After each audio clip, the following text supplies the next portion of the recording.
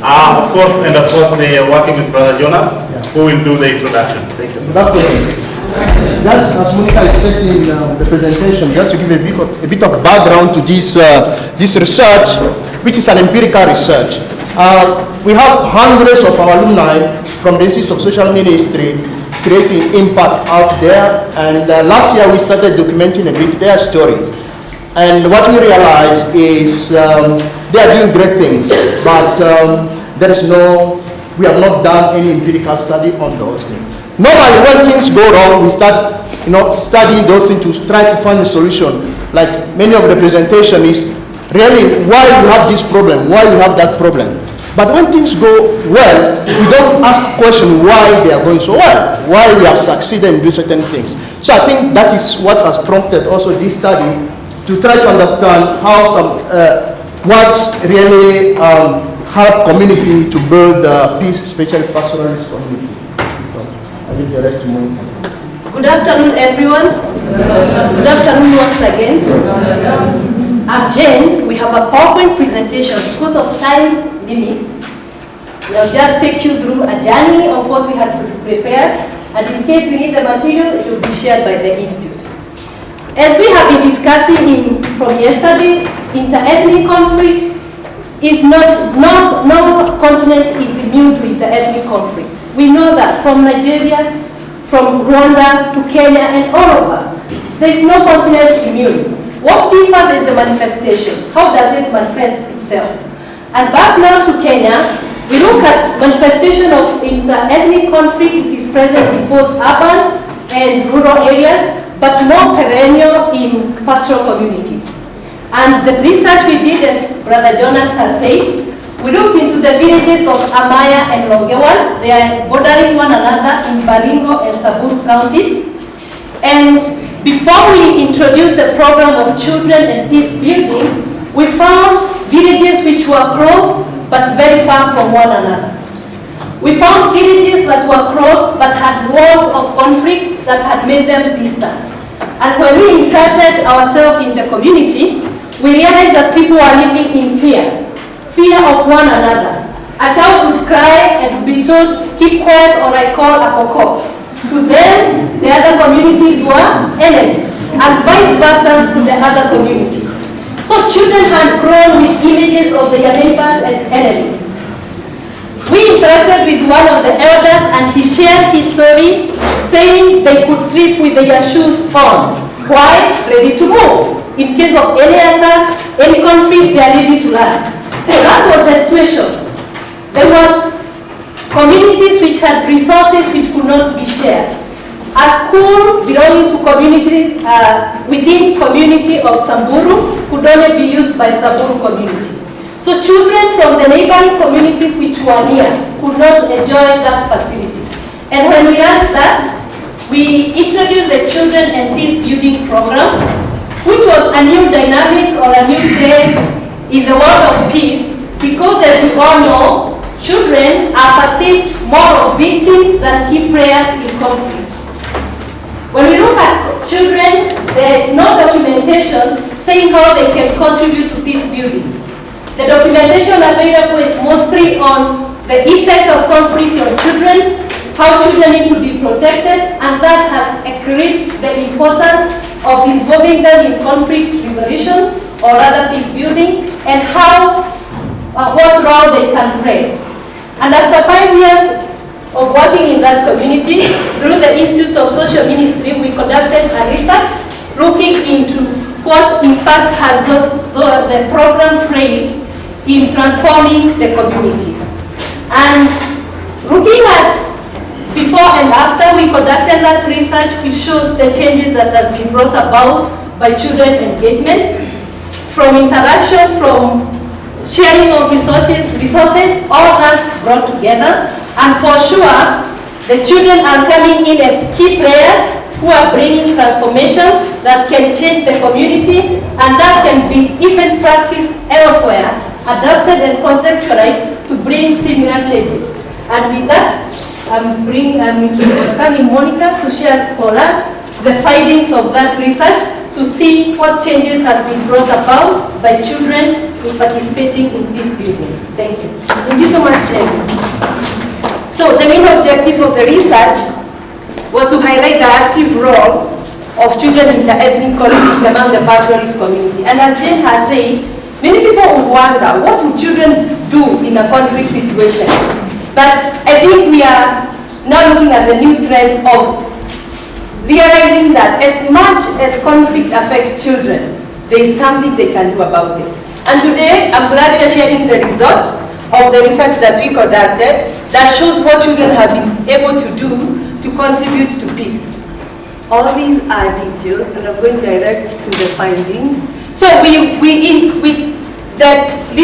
research targeted parents who are involved in the peace program, both male and female, and the children, both boys and girls. We interviewed 180 parents and 160 children, and we used SPSS to analyze the data.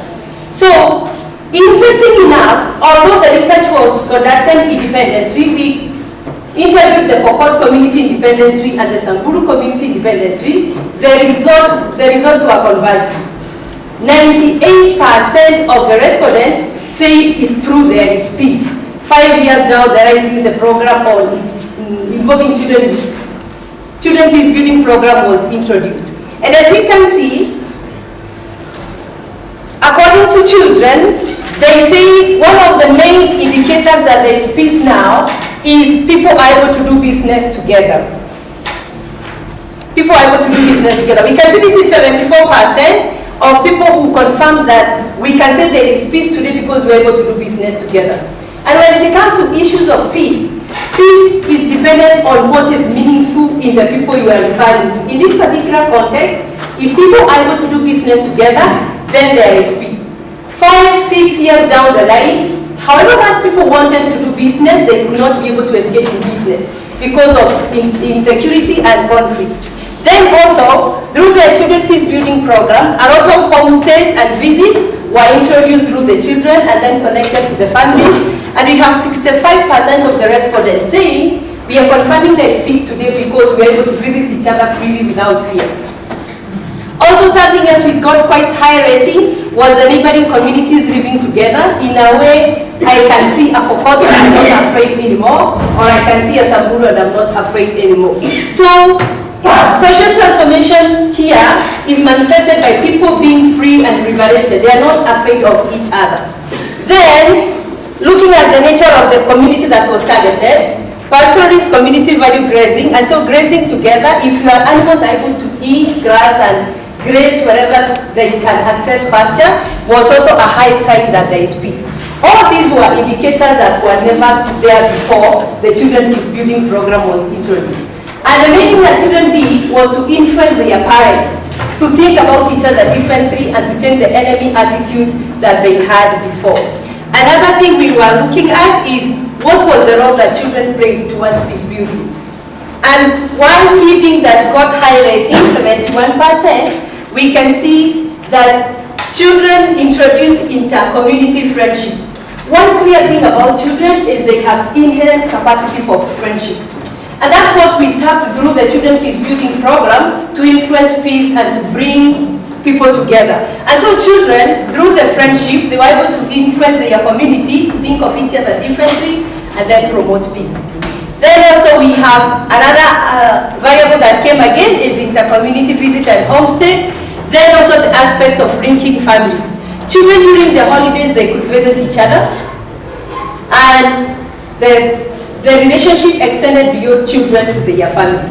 And gradually with time, children were able to help their parents and their families change each other's perspective.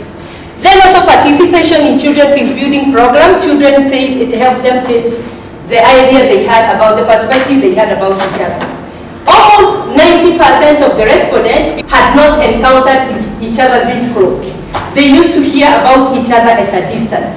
But creating a safe place, a safe primary for children to come together, interact and get to know each other, confirm some of the prejudices they used to hear, help them be more open to receive each other and to think of each other. And then the exchanging of gifts also was a key role played by children. The other variable we tested was factors enabling children to contribute to peace. What is this, according to children, that enabled them to participate, to contribute to peace? Number one, there were structures that helped them, and that one of them was the peace program. It helped them to be able to contribute to peace. Also, the aspect of closed schools, which initially were not accessible, but now they were able to school in the same schools. And then child-to-child friendship. The introduction of friendship through the children also was one of the enabling factors. And then support from parents. Many children say, without our parent support, we could not have managed to contribute to peace. And then we have inter-community visits and the attribute of children as being courageous and use of common language. Because of the schools, children are able to express to each other in Swahili, and they are able to contribute to peace. So we have the parents finding. One important thing about engaging children is they are able to mobilize a wide range of group of people. As some of us may know, in most of the communities, we have particular people who are known to represent the community during peace meetings. But involving children, we have all this range of people who are represented in the peace program, courtesy of children. So children help bring a wide range of respondents who participated in peace. And gladly, a huge number were women. So parents said signs of peaceful coexistence was ability to do business together. And one thing I can attest, most of these communities have survived with relief food and handouts. They don't need relief or handouts. They need peace.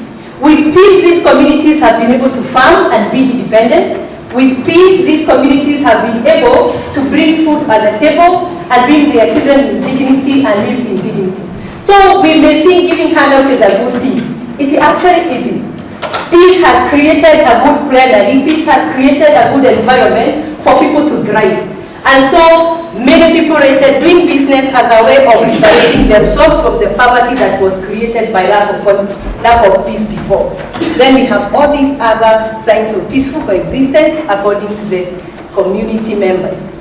An interesting thing is the early warning communication. Because we've made people create relationships, they now are able to communicate. They are able to tell each other when there is conflict. And this makes a lot of sense. Also, voluntary return of animals. We talked of cattle rustling. Many people talk of cattle rustling as one of the effects among the pastoralist communities. And we have heard people saying, it's not like animals are not stolen.